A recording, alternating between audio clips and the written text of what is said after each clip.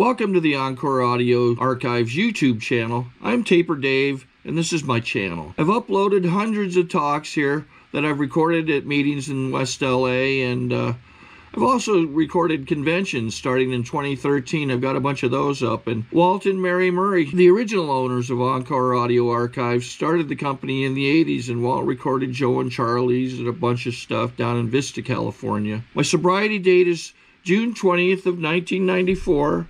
I hope you find something you like, so please like and subscribe to my channel and comment down below. If you want to hear something that I don't have or that you don't see, I'll see that I get it. Anyways, take care and have a great day if you want to. Hello everyone, my name's Mark. I'm an alcoholic. I love Alcoholics Anonymous. Alcoholics Anonymous has given me everything I have in my life today. I'm a blessed member of Alcoholics Anonymous. What a spread in their banquet there. You know, they put out a good plate of food. They weren't feeding me like that at the Pine Street Inn a number of years ago. And I went up to my room, I ate, and I went up to my room because I like to spend some time before I talk just praying and giving thanks for the beautiful life that Alcoholics Anonymous has given me and the wonderful, happy, joyous, and free life that God has given me. And I was overlooking the bay, and you know, the steam was coming out of the roof, and I was remembering back when I was living on the streets of Boston, and on a cold night like this, we would go down where the trains ran underneath the city, and we'd all sleep around the top there because it got nice and warm. And then by daybreak, everybody was robbing each other and going to do what they had to do. You know, that's the camaraderie I used to look forward to. I'm a member of the Miracle Group in Fort Walton Beach, Florida. You all might have thought I was a Yankee, but I'm really from Florida.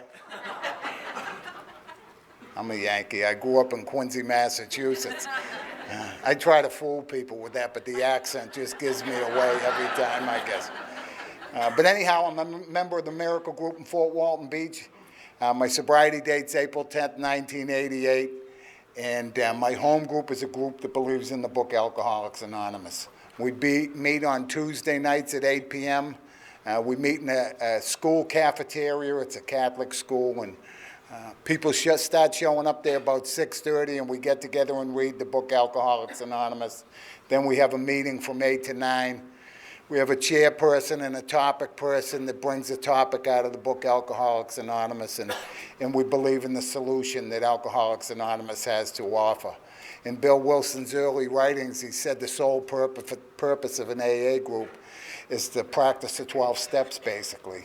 And that's what we do there. We share about the 12 steps and we talk about the 12 steps. We don't allow burning desires. If your group does, that's fine, but down there we don't allow burning desires. In 1968, I had a burning desire, and it took 10 shots of penicillin to get rid of it. Painful, very painful. You know, I'd like to thank the committee for asking my wife and I to come up. We've had a wonderful time. We flew in Thursday, and I went over to visit my mom. She's in an assisted living place in Quincy, and I got to spend 4 hours with my mom and her boyfriend. And he's a great guy. What a guy. His name's Eddie. He was a city worker for 50 years in Boston, and they just enjoy life together. And I was able to sit there with my mom and just look at her and listen to Ed, and it was just a beautiful thing to be a part of. And I went out and had dinner with my brothers and sisters. At the end of my drinking, my mom wasn't talking to me. My brothers and sisters wanted nothing to do with me, you know. And then I got up this morning, and my wife and I went over there and spent a couple of hours with her, and we drove down here to Newport. I came to Newport once. I was here for 3 hours, and I got arrested. They don't like you urinating downtown, I found that out. What are you going to do? You know what I mean? What are you going to do? I really like to thank the committee, though. I mean, Sally and Donna and Betty, those are the only ones I've gotten to know, to meet and really talk with, and I hope to get to talk to the rest of you, because this has been wonderful. I mean, it's just been wonderful. Like I said, I grew up in Quincy, Massachusetts. My father was a Second World War veteran. My mother a saint. My father landed Omaha Beach D-Day. Donna and I were talking about that because Donna's pop did too. And I'd just like to say, you know, Donna come up here and she kind of acted shy and everything, you know, and kind of fumbled over a word. But that's the kind of gal I would have drank with, you know. Because she carried a weapon just like I did. I'd be willing to bet anything on it.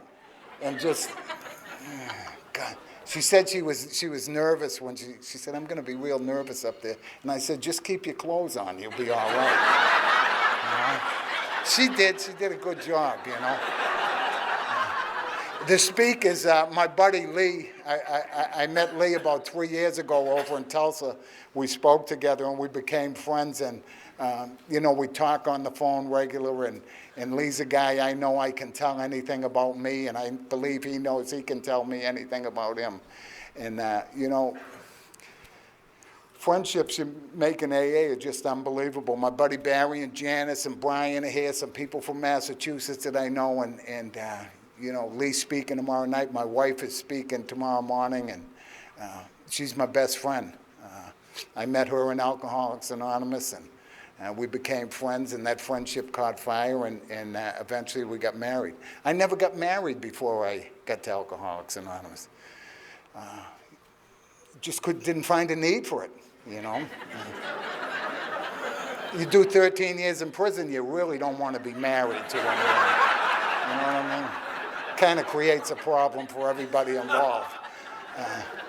But like I was saying, I grew up in Quincy, Massachusetts, and growing up as a kid, I was full of fear, and I only know that because I came to Alcoholics Anonymous and picked up the simple kit of spiritual tools and did some work in Alcoholics Anonymous, and that's where I found out I was a very fearful, selfish person. And you know, growing up as a kid, I was the kind of kid that I didn't tell anybody what was going on. I can remember waking up one beautiful sunny morning full of fear. And it was a beautiful sunny morning. My brother Pete slept in a bunk bed on top of me. My brother Al slept to the right. I heard someone playing the accordion. I walked over to the porch and I looked out in the window, and there was a great big woman. She must have weighed 300 pounds playing the accordion. She had a flowing white negligee on and long red hair with a bottle of Smirnoff's vodka in front of her. I yelled to my mother, Ma, there's someone drinking vodka on the porch. She said, Mark, don't worry about it. Your uncle's wife, they're here in their honeymoon. You know? It was a very exciting childhood, as you might gather. And I love my mom and I love my dad, and they did the best they could. I'm not here to blame anybody for my alcoholism. The reason I'm alcoholic is because at 13 years old, I picked up a drink. Old Mr. Boston. I'd like to thank old Mr. B for making it possible for me to be here. You know? I absolutely loved it. My brother Pete taught me to be a mechanic at a very early age. I thought I was doing OJT to become a mechanic, and my brother Pete was a drinker just like I was, and he brought me down to the local car dealership, showed me how to take radios out of cars, my father's car, brought me down to the local dealership, shimmied me over the fence, and told me to take the radios out and pass them to him over the fence. I did that, and that's what he bought his alcohol with. And you know, he told me if the cops ever show up, just tell them you're lost and you want to go home, start crying or something, and they'll take you home. And you know, you go the same place enough times, sooner or later they're going to catch you. And you know, they caught me one night, brought me to the Quincy police station. They were playing the good guy, bad guy. I grew up watching Jimmy Cagney, you know, so I know how to talk out of the side of my mouth and kick back in the chair. And finally, after about an hour, the cop says to me, Mark, do you like ice cream? Oh, I said, I love it. He said, what's your favorite ice cream? I said, a hot fudge sundae, vanilla ice cream, hot fudge, whipped cream.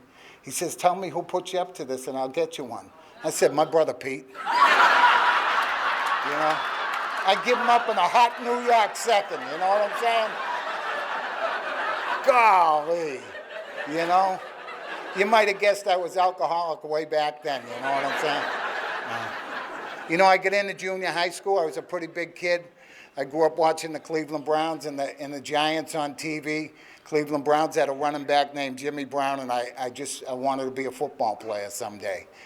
And I can remember watching games on TV and fantasizing about running out in the football field and everybody standing up and cheering for me and running a touchdown and the cheerleaders coming over and giving me a kiss and a hug. I was gone at a very early age. You might gather that. And I was the kind of kid that sat in the back of the classroom dreaming about that.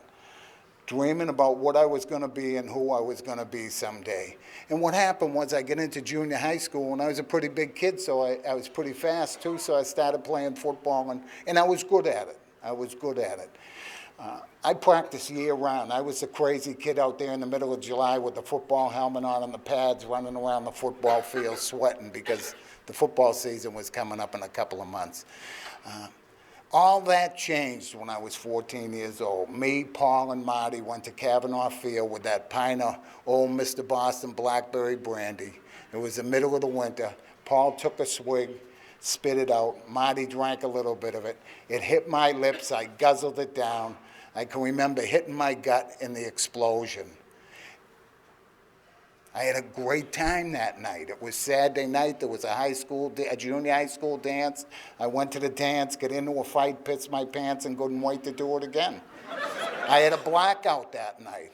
I went to school on Monday. Everybody told me what a fun guy I was, what a wonderful time we had, and I was, yeah, it was, wasn't it? And I couldn't remember a thing. I'm the alcoholic they talk about in the doctor's opinion, the book Alcoholics Anonymous, where it talks about men and women drink essentially because they like the effect produced by alcohol. That's why I drank. When that alcohol was in me, I felt like everybody else looked. You know, I felt good. And when it wasn't, I was full of fear and I was lonely and I had all that craziness going on in my head.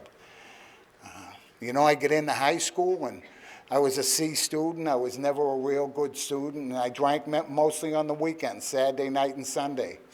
My senior year, I was elected captain of the football team, had an opportunity to go on to college. The second and last game of the year, I wound up breaking my leg. That dream that I had about being a professional football player someday was shattered, and I spent my senior year in the front room of my home with a cast on my left leg. And, you know, I had buddies of mine bringing me over cans of beer. I had friends bringing me over nips and half pints, and I can remember going through my senior year. Everybody felt sorry for me. The teachers come over, and they weren't even making me read anything or write any papers. They were giving me oral exams, you know, and I learned a wonderful thing that year. When people felt sorry for you, they did things that normally they wouldn't do.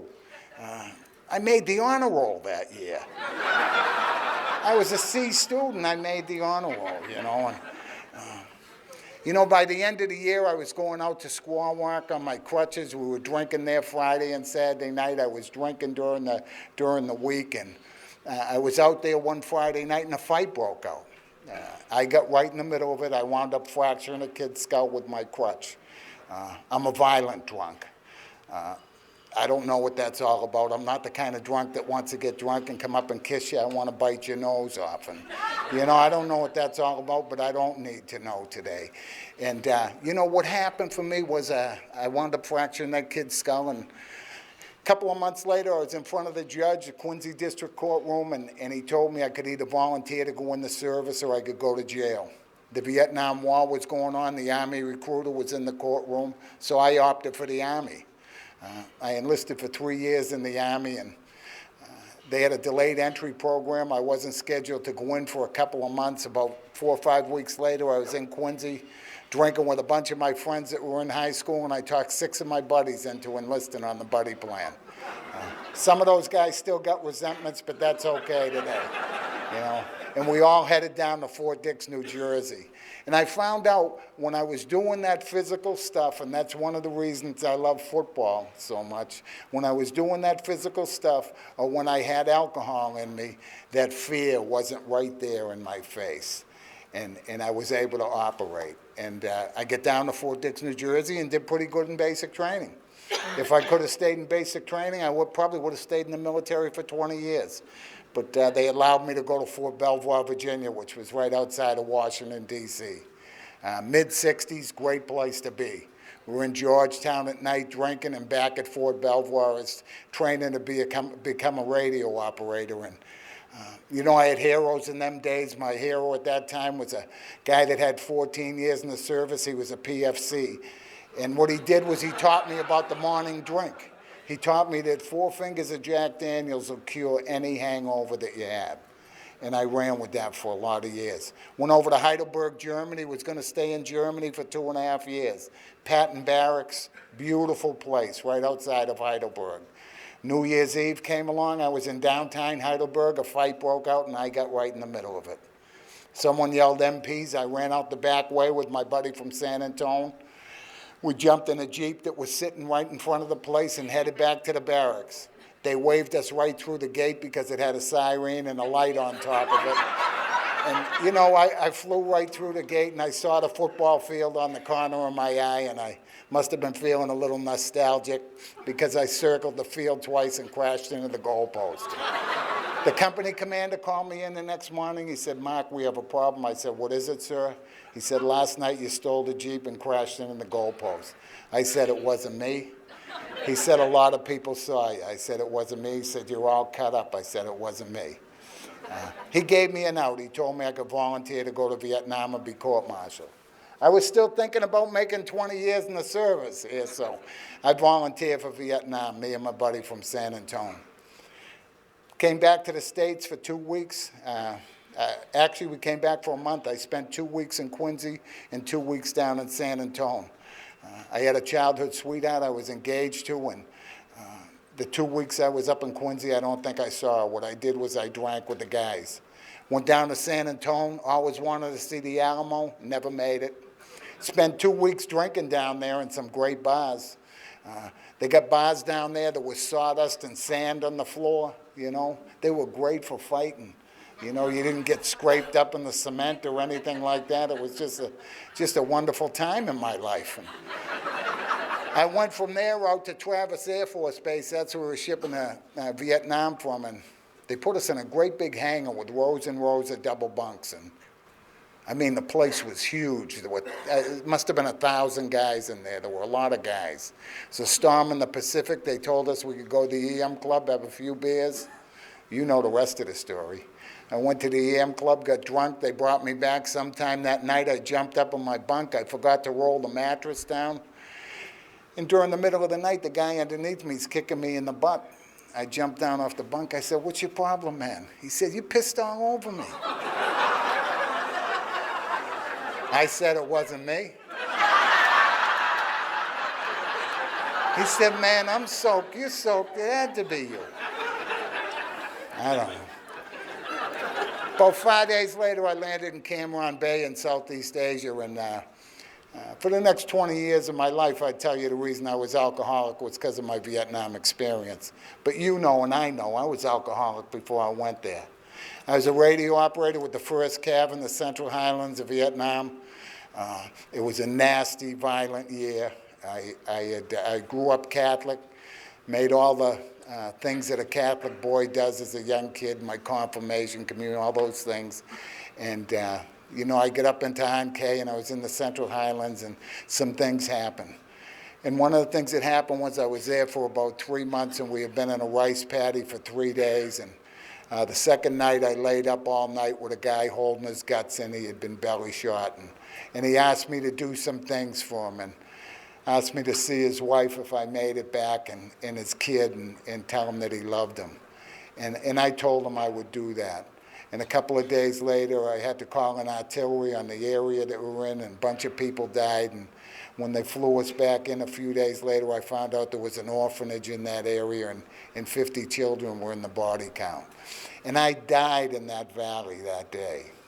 I died in that valley. I don't tell you that to shock you or anything else. I tell you that because I've done an inventory in Alcoholics Anonymous, and I found out in Alcoholics Anonymous that my dark past is the greatest possession I have, and it can avert misery and death for others.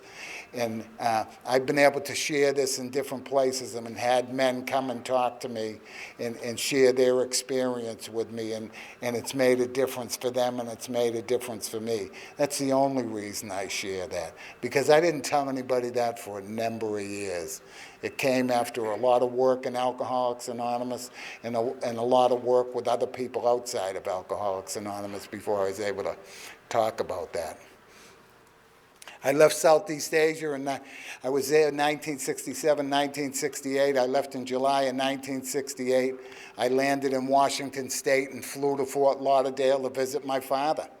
My father landed Omaha Beach D-Day. I flew down there. What do you do when you get with your pop? And he's a combat veteran, you're a combat veteran. We had a few pops. Just going to the bar to have a few drink and talk things over. 3 hours later, 3 different police departments responded. To this day, I don't know what happened, but I spent the next year of my service time in a psychiatric hospital in Valley Forge, Pennsylvania. What a beautiful place it was. Oh, I thought I died and went to heaven. It was a lock ward, 25 homicidal, 25 suicidal guys. Only the government would put a combination like that together. They wake you up in the morning, give you a cup of pills, give you some breakfast. Lunchtime, a little lunch, a cup of pills. Dinner time, a little dinner, cup of pills. About 10 o'clock, they shake you and wake you up and give you a sleeping pill. Every other weekend, they take you out to the DAV or the AMVETS or the Foreign Legion, and they'd have a dance. They'd bring some girls in from surrounding towns. 1,500 milligrams of Thorazine, a couple of Budweisers. I'm wondering why the babes ain't asking me to dance, you know what I mean? My tongue's glued to the floor. I'm in the middle of the floor trying to do the funky chicken, I mean, golly. I stayed there for a year and they told me I had to go home one day. I was shocked.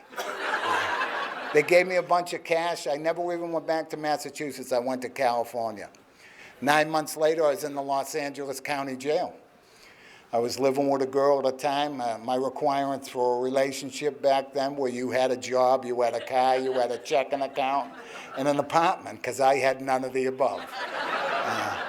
And she came to see me. I said, listen, sweetheart, do the right thing. Bail me out. Write your mother. Get me out of here, and I'll go back to school. I'll get a job. We'll get married and live happily ever after. She believed me, she did, and shortly after I got on a plane and came back to Massachusetts. That's the self-centeredness of my alcoholism. I don't tell you that because I think I'm cute or anything else. I tell you that because that's the kind of, if you like me, I hurt you. If you love me, I really hurt you. That's where alcohol and alcoholism took me. About 8 months later, I was in front of the downtown Greyhound bus terminal conducting a little business, and a couple of guys in suits come up to me, and I hit one and pushed the other one. And I was just talking with a woman about this before the meeting, because she had been up there at Tremont and Boylston Street, and she knows exactly where the Greyhound bus terminal was.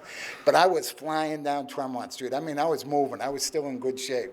I looked over my shoulder. The bounty hunters are huffing and puffing, but they're not making no headway. I turned the corner on the Boylston. My ankle went right into a pothole. I twisted my ankle, went down to my face, and they caught me. They brought me back to California. I spent a year in the Los Angeles County Jail. It's the first time I ever detoxified from alcohol and substitutes, and I got very, very sick. I can remember trying to eat and drink something and it going right through me. I can remember laying in bed, sweating, shaking, seeing all sorts of crazy things. The cramps, I mean, I was just very, very sick. I went in front of a little old white-haired judge. He looked a lot like Judge Wapner, and I can remember he was in a deal like this looking down at me, and he said, Mr. Bartolone, you know you have a problem?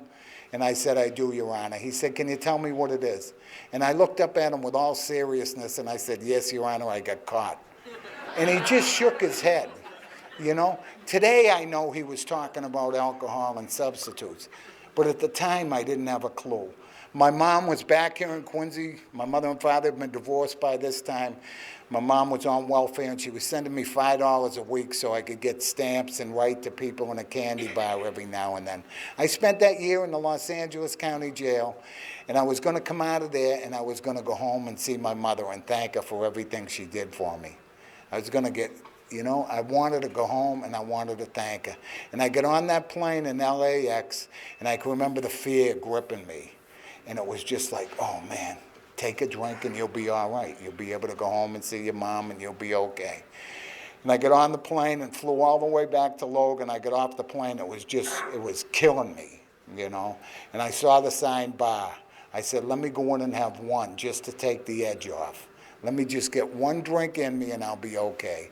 You know the story. They talk about it in the doctor's opinion. I'm allergic to alcohol. When I put alcohol in any form in me, it sets off a craving. And that's what happened. It set that craving off and I was off to the races. I don't know when I got to see my mom. It was sometime later.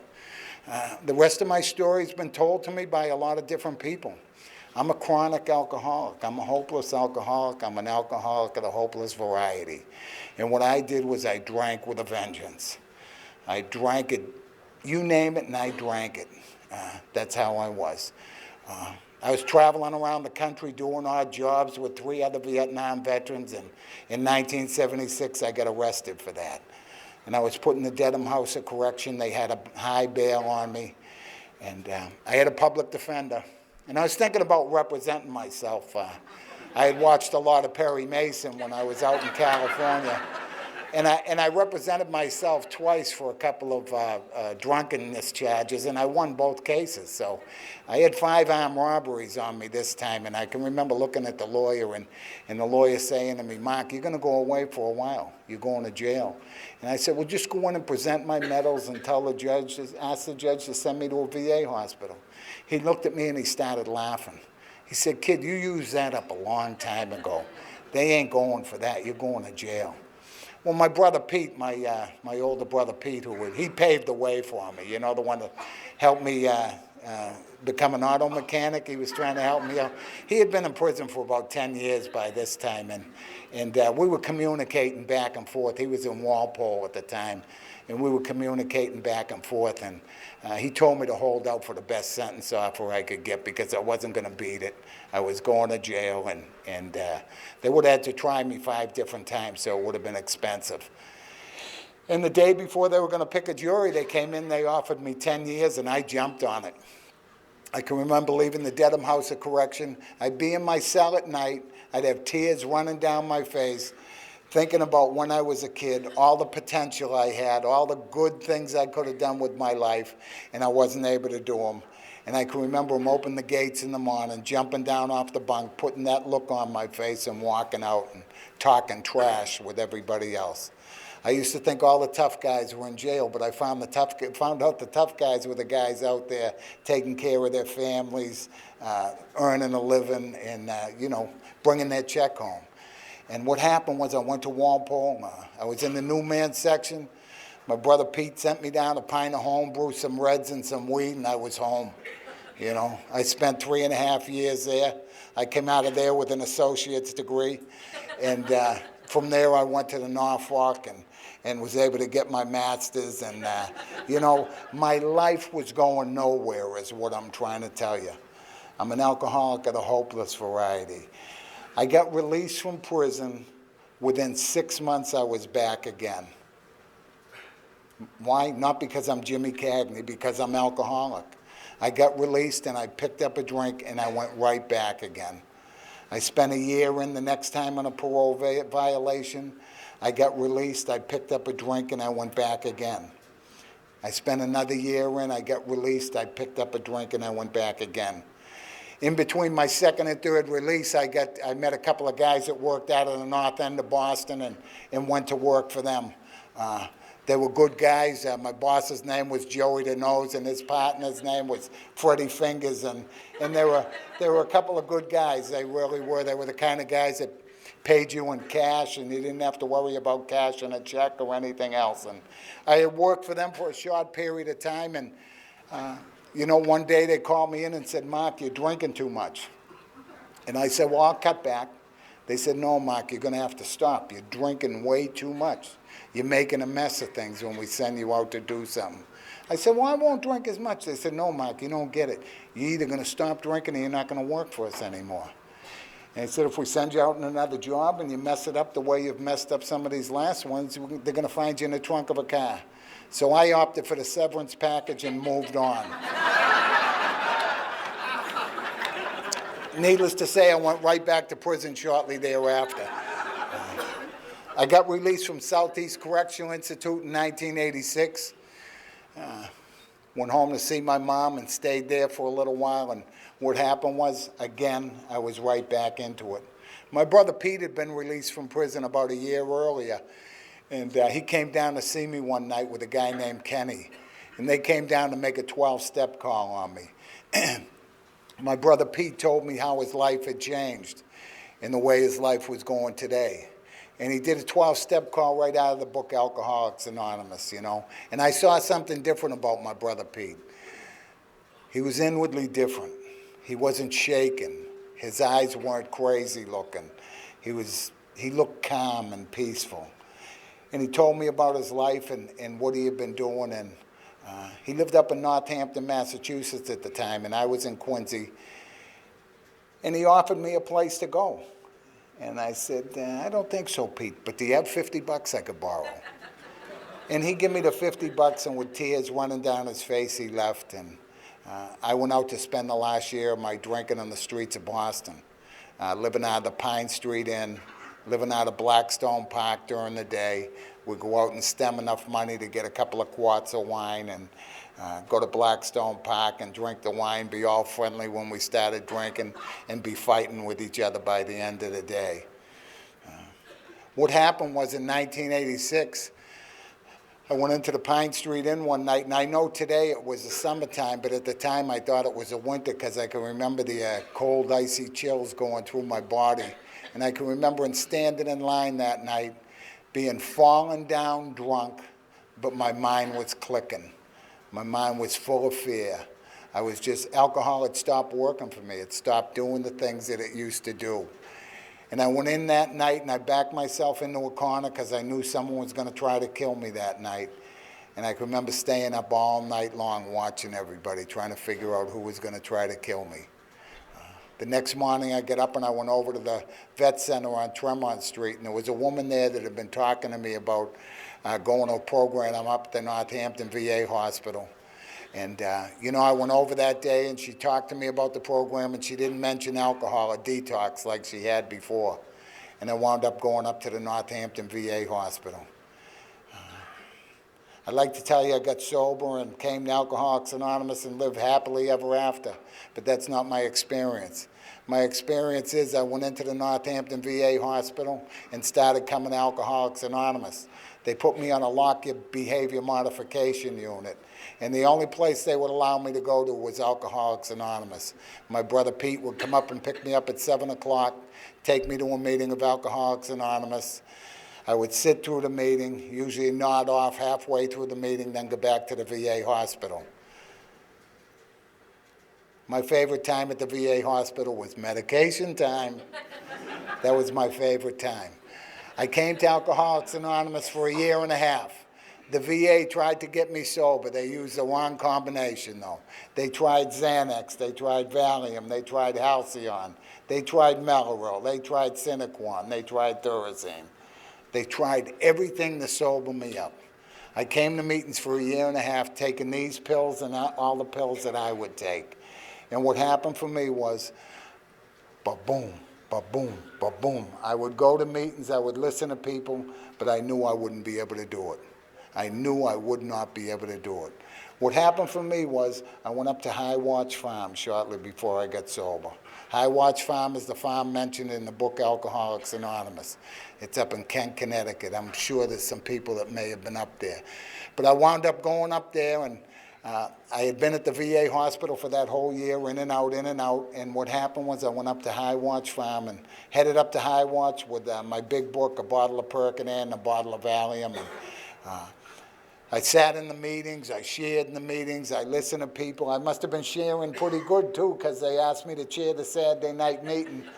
And I wound up chairing the Saturday night meeting, and after the meeting was over, I walked outside and I pissed all over the wall.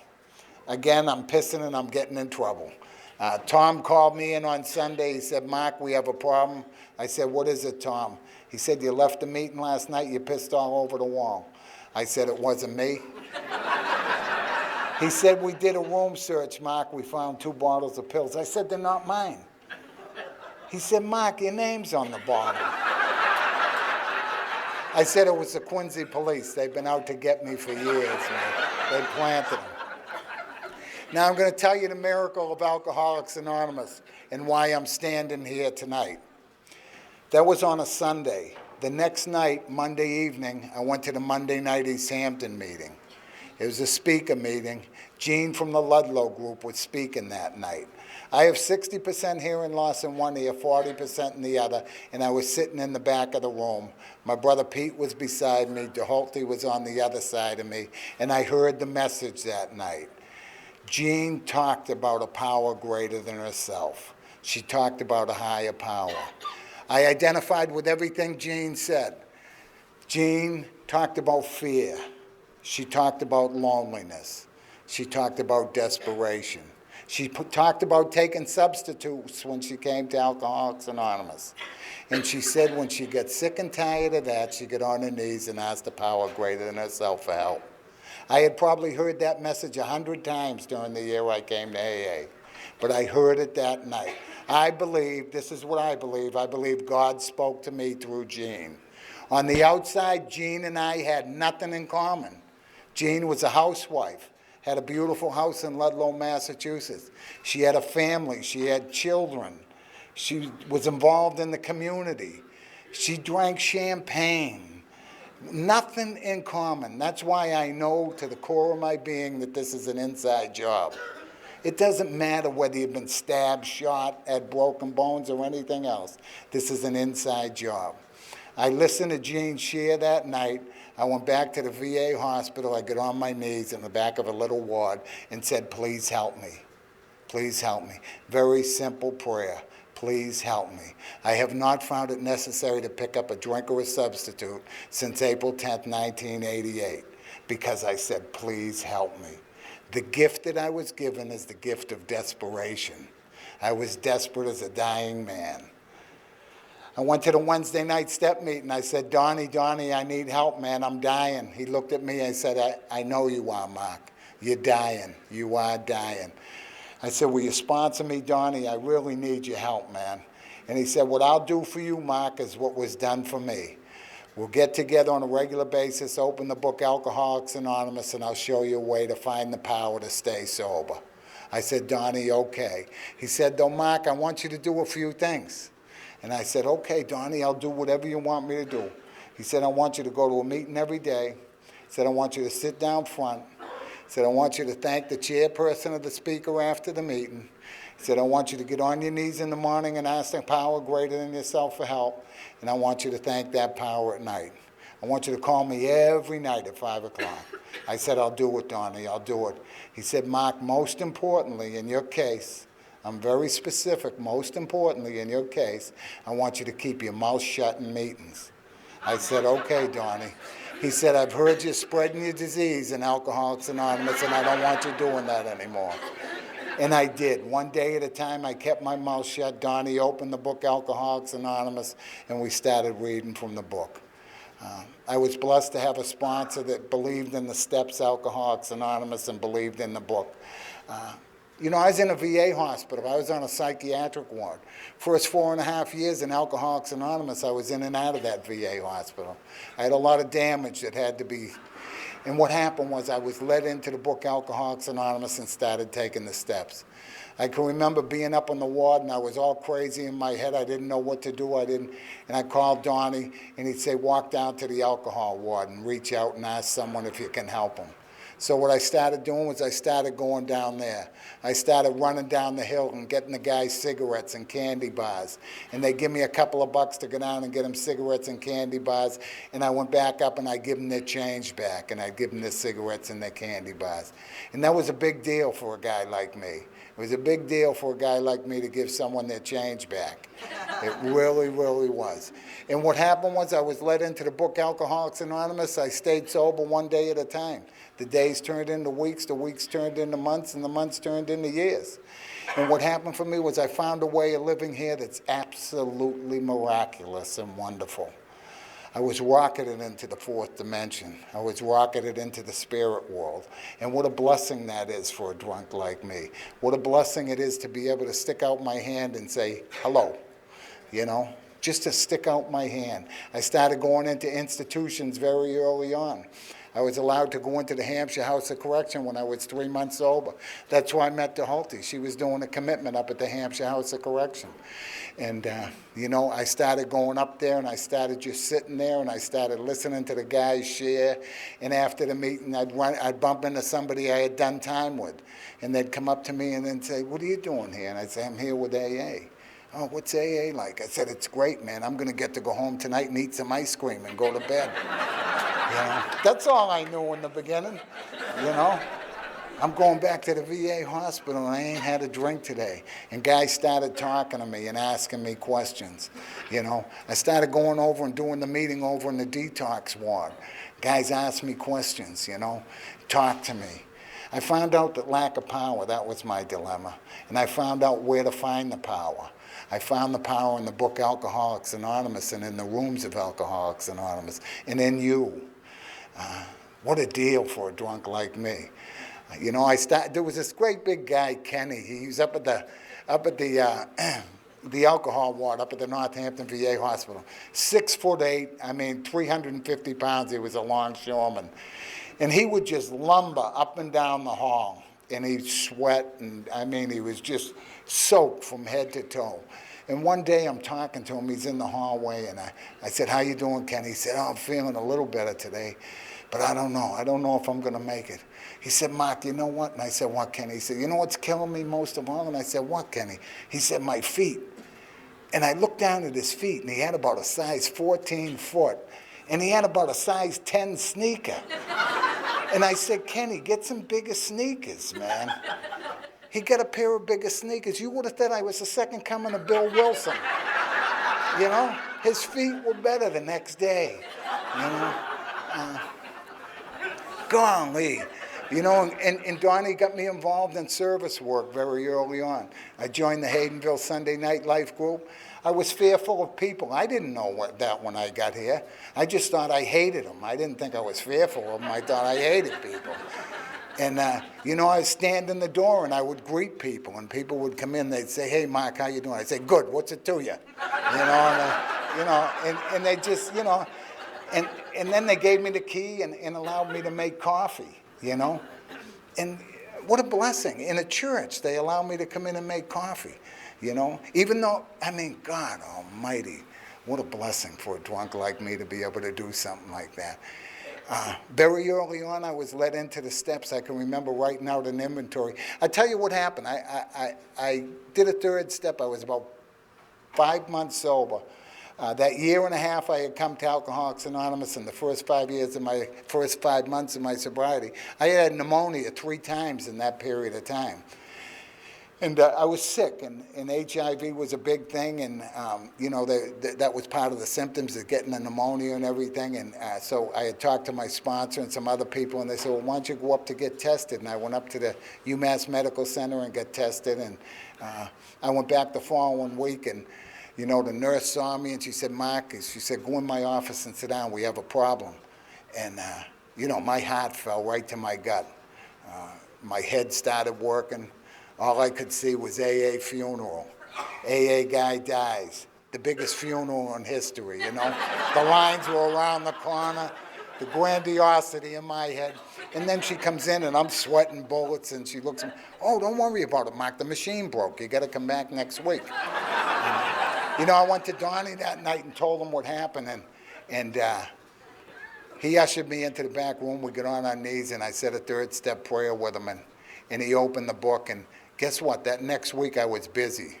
I was writing out my inventory. I don't even think I thought about it, and I went back and the results were fine. A short period of time after that, I shared a 5th step with Donnie, and I shared everything with him. Everything. And I experienced the promises in the book Alcoholics Anonymous that come after the 5th step. And what a blessing that was. You know, and God allowed me to become a useful member of society. A useful member of society. I started doing things like coaching a youth football team. What a blessing. My brother Pete did it, and I took over as head coach. And guess what? The kids went undefeated that year. Undefeated. 6-0. The end of the year, I'm waiting for a call from the Patriots because they're not doing too good. You know what I mean? And my brother and Donnie grabbed me and said, man, put your ego in check. You had nothing to do with it. The kids did everything, you know? And I started sponsoring guys. I can remember being at that same Monday night East Hampton meeting, and this little young kid, Bobby, I think at the time he was 18 years old, 19 years old, he come running up to me, Mark. I said, yeah, Bobby, what's up? He said, I need a sponsor. You need to help me. And I said, I don't think I can do it, kid. Let me talk to Donnie, though. And I went over to Donnie. I said, hey, that crazy kid Bobby asked me to sponsor him. And Donnie looked at me, started laughing. He said, you calling the kid crazy? You're living in the psychiatric ward. He's got a job. He's living at home with his mom. Yeah. He said, go tell him you'll help him out.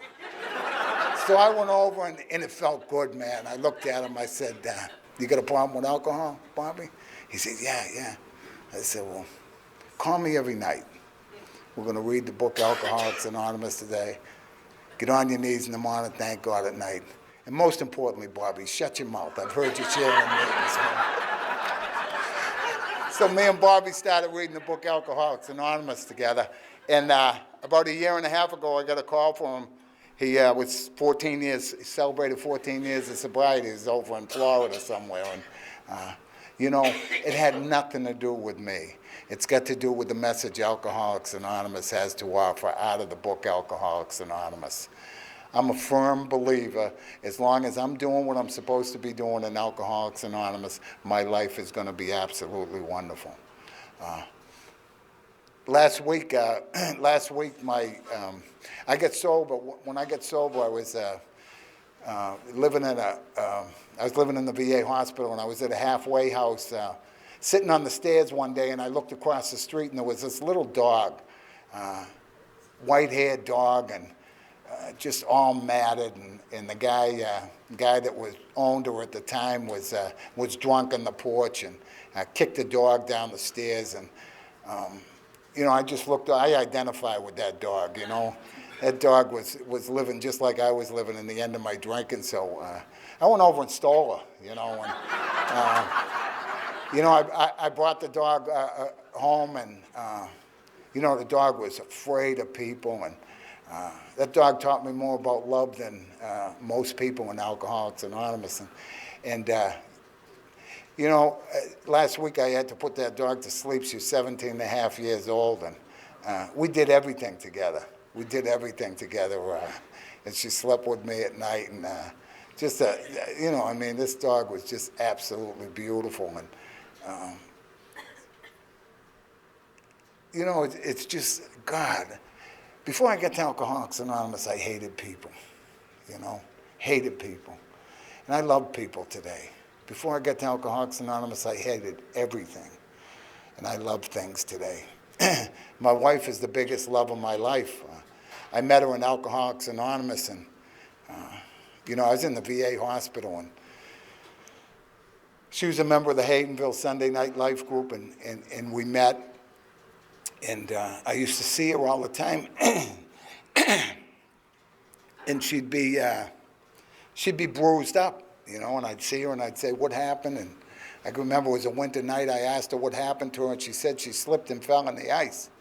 And I said, I've been slipping and falling on the ice all over the country and never got bruised up like you get bruised up. In a short period of time later, she told me that the guy she was living with at the time was abusing her. And he was beating her up is what he was doing. And he was a member of Alcoholics Anonymous. So I said, well, why don't you just get away from me? She said, I really can't right now. And I said, well, okay, if that's the way it is. And, you know, I was up at the VA hospital. I borrowed a car a couple of days later and took a ride down to the local coffee shop. And Frank was sitting out there, and he was considered one of them gurus at the time. You know, he was pontificating to some people. And I said, hey, Frank, let's take a ride. Let's talk about the program. And he made the mistake of getting in the car, you know. We took a ride. We rode down. We rode over when it started to go over the bridge, and he said, where you going? I said, oh, just right over here. We got over the bridge. I took a left and went down underneath the bridge, and old Frank disappeared. I didn't kill him. I didn't kill him. May have verbally abused him a little bit, but I didn't kill him. And A couple of years later, DeHoltney and I were walking through Surview, and he came walking through the door, and he turned around and ran out. And I didn't even hit him. I just talked to him. And DeHolt said, "Was that Frank?" And I said, "I don't think so." And DeHolt and I became friends, and that friendship caught fire. And at 6 years of sobriety, I told you I was never been married, so I was going to wait to find out if she was the right one. I brought her up in front of the psychiatric ward I was on. Opened the trunk, got a dozen roses, got on my knee, and asked her if she'd marry me. It was a great backdrop. There was a full moon. The guys were howling in the window. Just absolutely beautiful,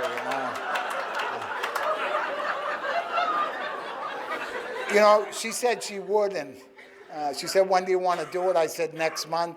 My wife is Cherokee, so we went out to Las Vegas, Nevada, to the Second American Indian AA Convention, and we got married out in Overton, Nevada.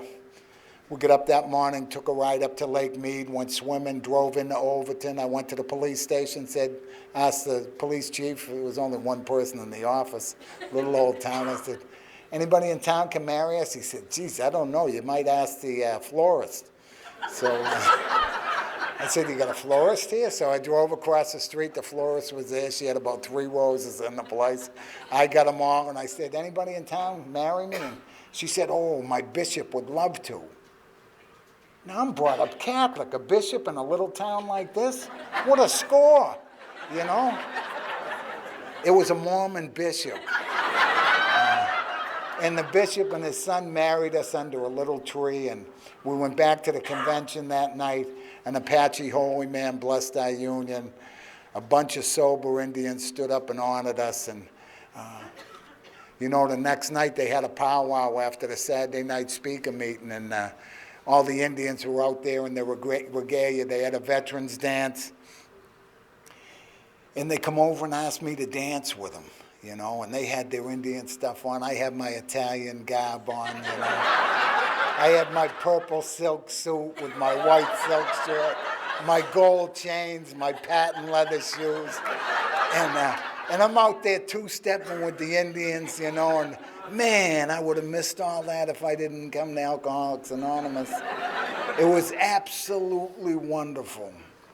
2 days later, we flew into a little mesa in the Grand Canyon.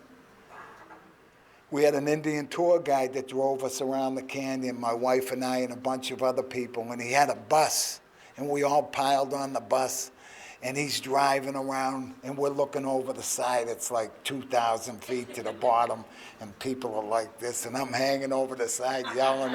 I'm an adrenaline junkie, too, and it was great. I was pumped, and I got off the bus, and I walked over to him to thank him for the ride. Everybody else was running for the other bus to get out of there.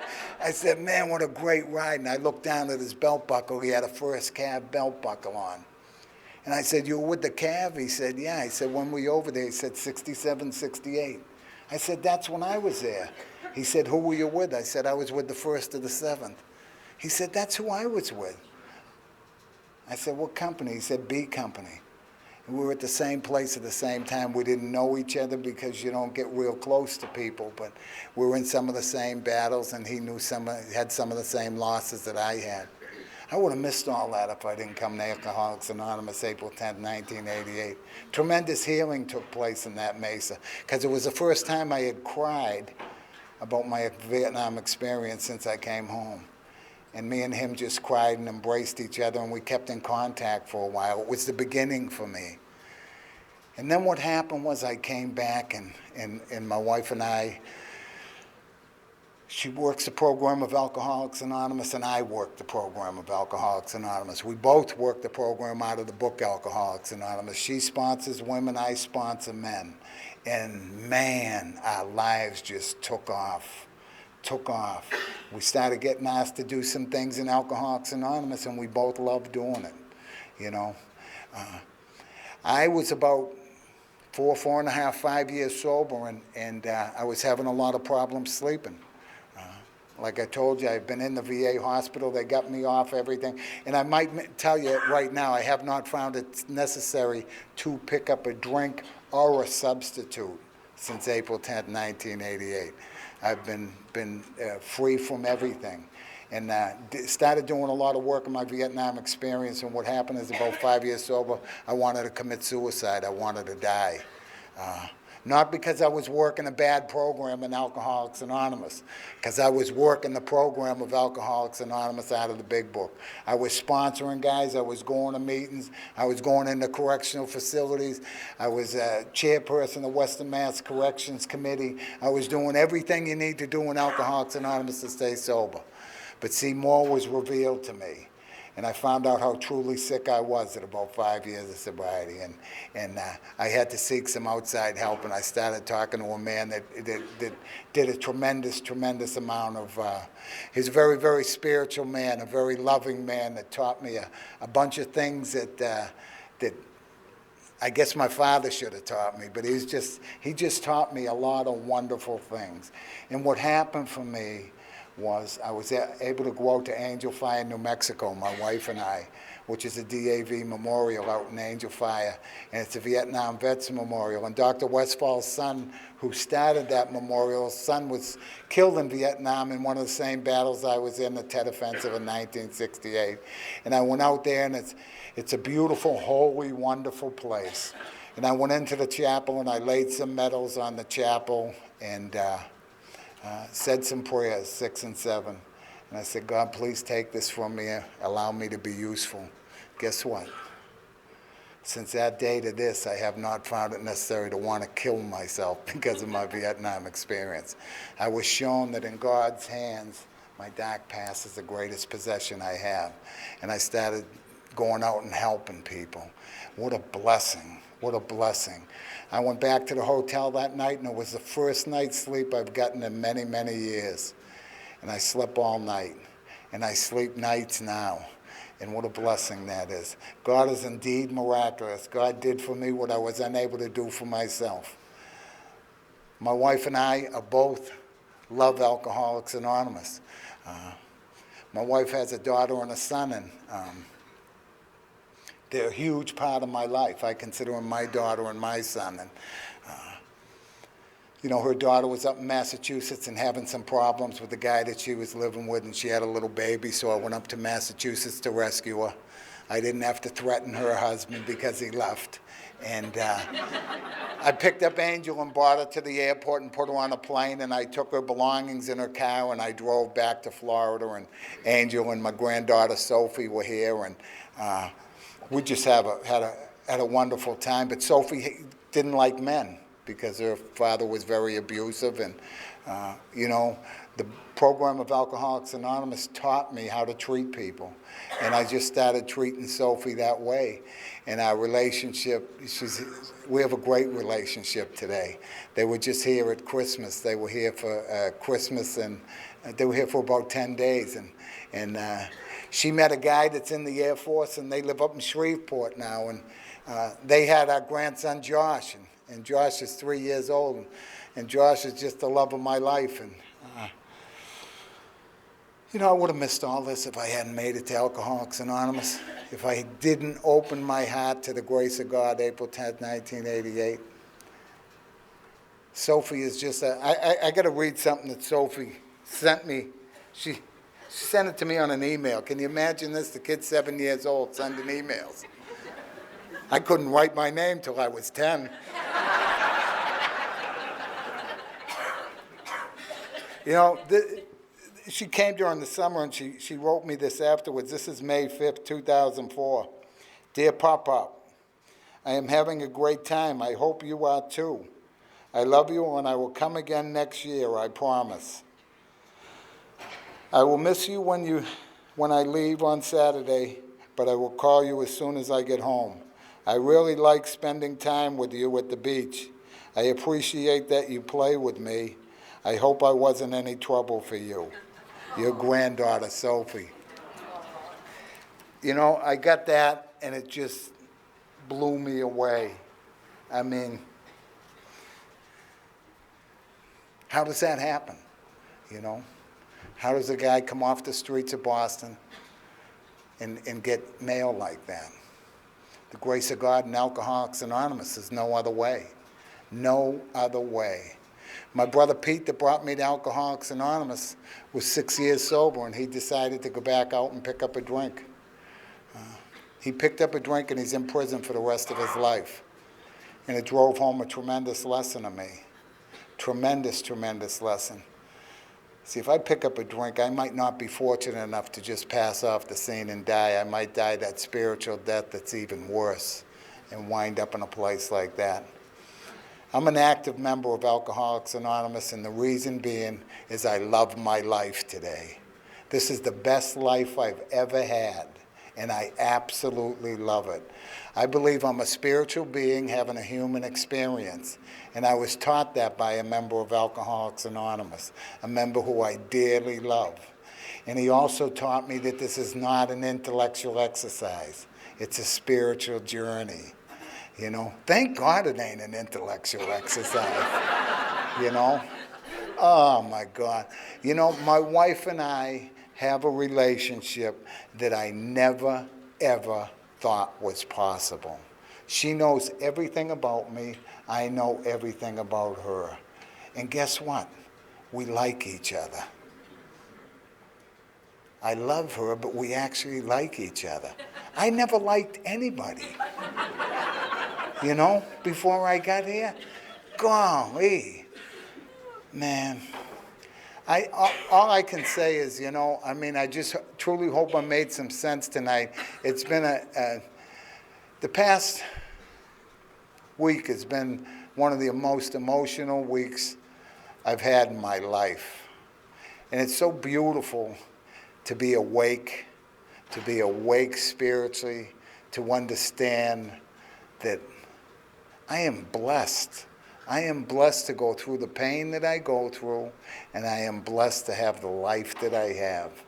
And it's all because of God's grace. It's because April 10th, 1988, I listened. I heard the message of Alcoholics Anonymous. Just get out of the way and ask that power for help.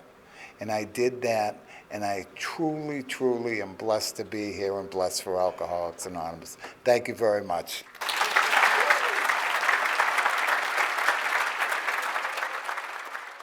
I think we got a great talk going on here. Thanks for watching the channel. Taper Dave here. Just curious, do you think this is better than Zoom? Okay, this is how I prepare my drone for launching. I like to do it inside the cab of my truck so I'm not standing outside in the weather. To install the joysticks for control, up and down, right and left, powered on. I have an Android phone that I use to connect it to the drone with.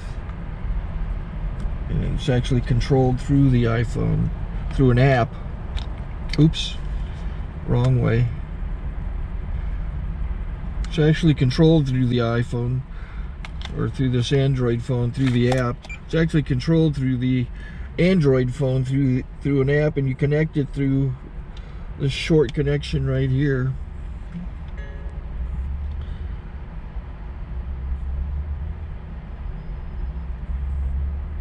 Remote control connected.